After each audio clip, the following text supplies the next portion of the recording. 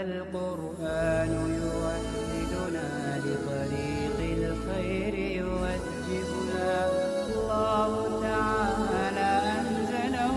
ورسول الله معلم. بسم الله الرحمن الرحيم. وفيه نظر من وجهين. الأول أنه لا يلزم من المقدمة الثالثة وجود بعد واحد مشتمل على تلك الزيادات الغير المتناهية، لأن لو نسلم أنه إذا كان كل جملة من الزيادات الغير المتناهية في بعد يجب أن يكون جميع تلك الزيادات في بعد، لجواز أن لا يكون الحكم على كل واحد حكما على الكل المجموعي، فإن كل واحد من أفراد الإنسان يشبع هذا الرغيف ويسع هذا الدار والمجموع ليس كذلك. کہہ رہے کہ اس میں دو طریقے سے اشکال ہے. الاول انه يلزم من المقدمة الثالثة وجود بعد واحد مشتمل على تلك الزيادات الغير المتناهية. پہلا اشکال یہ ہے کہ تیسرے مقدمہ سے ایک ایسے بعد کا پایا جانا لازم نہیں آتا جو ان زیادات غیر متناہیہ پر مشتمل ہو.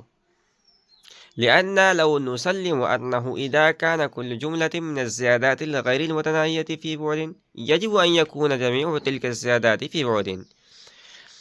اس لیے کہ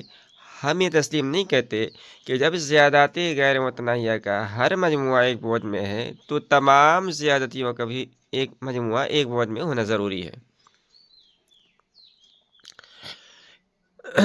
لجواز ان لا يكون الحكم على كل واحد حكما على الكل المجموعي. اس بات کے ممکن ہونے کی وجہ سے کہ جو حکم ہر واحد پر لگ رہا ہے وہ حکم کل مجموعی پر نہ لگتا ہو. فإن كل واحد من أفراد الإنسان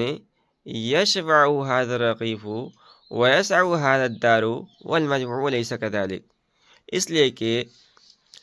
انسان کے افراد میں سے ہر فرد کا یہ روٹی پیٹ بھر دیتی ہے اور یہ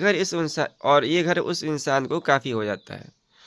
اور انسان کے تمام افراد کا مجموعہ ایسا نہیں ہے کہ ایک روٹی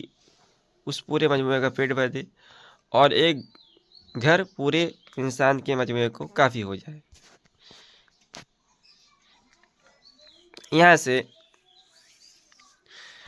ماقبل کے اندر جو برہان سلم میں ذکر کیا گیا تھا مفصلاً اس پر دو اشکال کیے گئے ہیں. پہلا اشکال مقدمہ ثالثہ پر ہے اور دوسرے اشکال کا تعلق مقدمہ اولا اور ثانیہ سے ہے.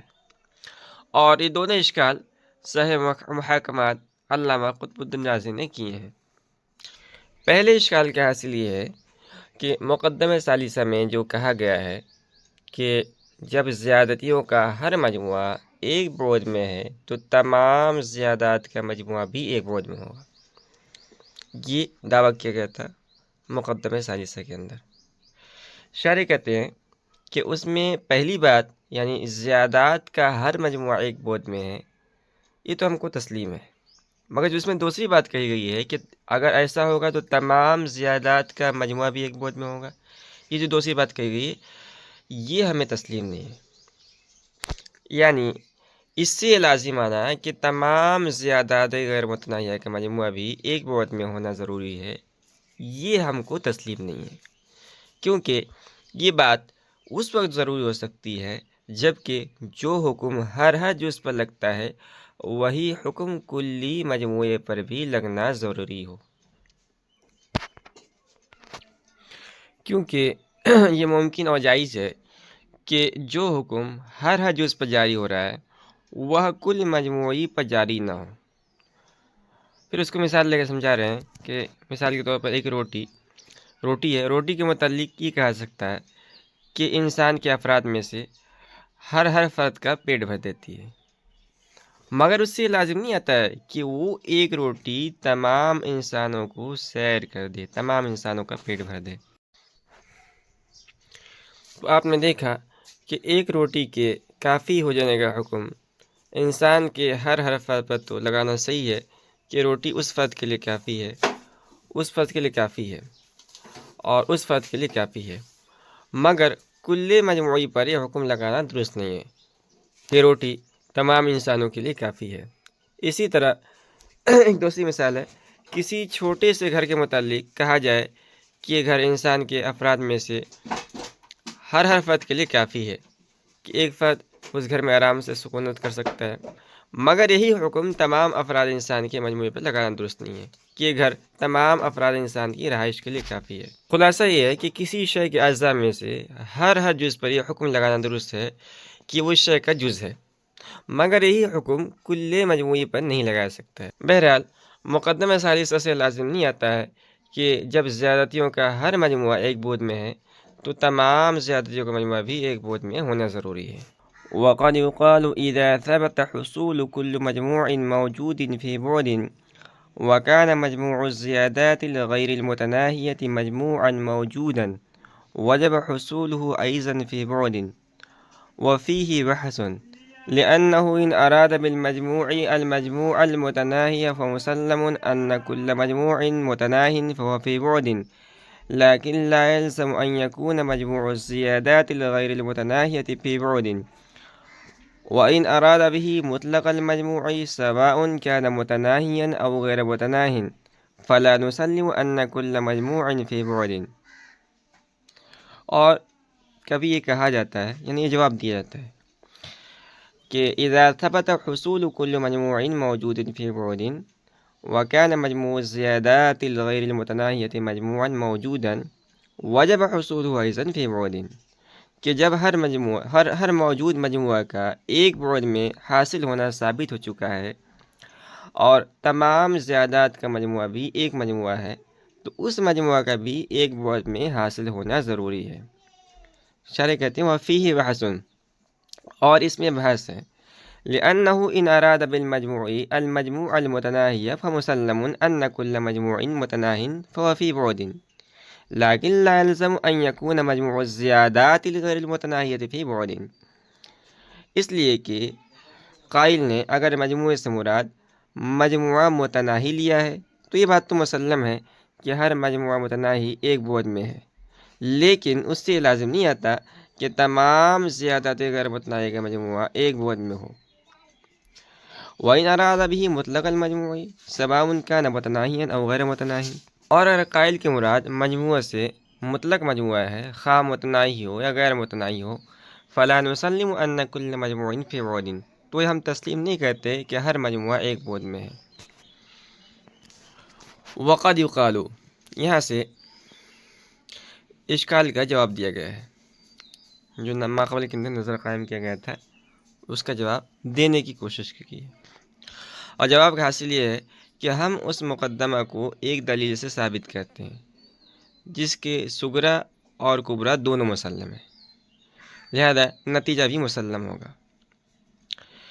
دلیل یہ ہے کہ تمام زیادات غیر متناہیہ کا مجموعہ ایک مجموعہ ہے اور ہر مجموعہ ایک بعد میں ہے۔ اب جب یہ صغرا کبرا آپ ملا کر حد اوسط کو ساقط کریں گے تو نتیجہ نکلے گا کہ تمام زیادات غیر متناہیہ کا مجموعہ ایک بعد میں ہے۔ تو قائل کہتا ہے کہ دیکھیے اس میں صغرا بھی مسلم ہے، کوئی بھی اس کا انکار نہیں کر سکتا ہے،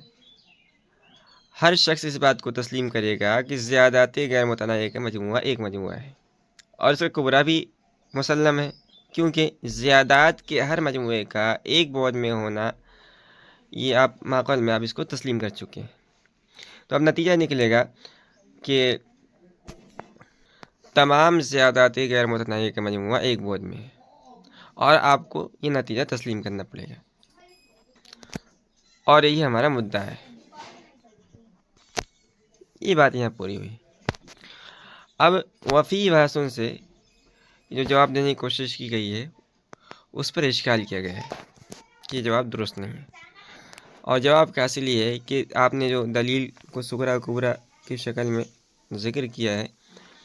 اس میں صغرا کے اندر جو حد اوسط ہے یعنی مجموعہ موجود، اس کے بارے میں تو یہ بات متعین ہے کہ مجموعہ سے مراد مجموعہ غیر متناہی ہے، کیونکہ زیادات غیر متناہی کا مجموعہ متناہی نہیں ہو سکتا ہے بلکہ مجموعہ غیر متناہی ہوگا۔ لیکن کبرا میں جو حد اوسط ہے یعنی مجموعہ ہے حد اوسط، اس کے متعلق ہم آپ سے سوال کرتے ہیں کہ اس سے مراد مجموعہ متناہی یا مجموعہ مطلق ہے، خواہ متناہی ہو یا غیر متناہی ہو۔ اگر آپ کی مراد مجموعہ متناہی ہے تو کبریٰ تو مسلم ہے کہ ہر مجموعہ متناہی ایک بعد میں ہے، مگر اس سے جو نتیجہ نکالا گیا ہے کہ تمام زیادت غیر متناہی کا ایک بعد میں ہونا لازم آتا ہے، یہ لازم نہیں آئے گا، اس لیے کہ حد اوسط مقرر نہیں ہو، کیونکہ حد اوسط صغریٰ میں تو مجموعہ غیر متناہی ہے اور کبریٰ میں مجموعہ متناہی ہے۔ اور آپ جانتے ہیں، علم منطق ہم نے پڑھا ہوگا کہ نتیجے کے لزوم کے لیے حد اوسط کا تکرار ضروری ہے، لہذا عدم تکرار حد اوسط کی وجہ سے نتیجہ لازم نہیں آئے گا۔ اب دوسری شق کو لیتے ہیں، اگر مجموعہ سے مراد مجموعہ مطلق ہے، خواہ متناہی ہو یا غیر متناہی ہو، تو کبریٰ غیر مسلم ہے کہ ہر مجموعہ خواہ متناہی ہو یا غیر متناہی ہو ایک بعد میں ہوتا ہے، کیونکہ مجموعہ متناہی کا تو ایک بعد میں ہونا مسلم ہے، مگر مجموعہ غیر متناہی کا ایک بعد میں ہونا یہ تو محل بحث ہے، اسی کو ثابت کرنے کے لیے دلیل پیش کی جا رہی ہے۔ اب آپ اس کو دلیل میں پیش کر رہے ہیں تو اس کو ہم دلیل کے اندر تسلیم نہیں کر سکتے ہیں۔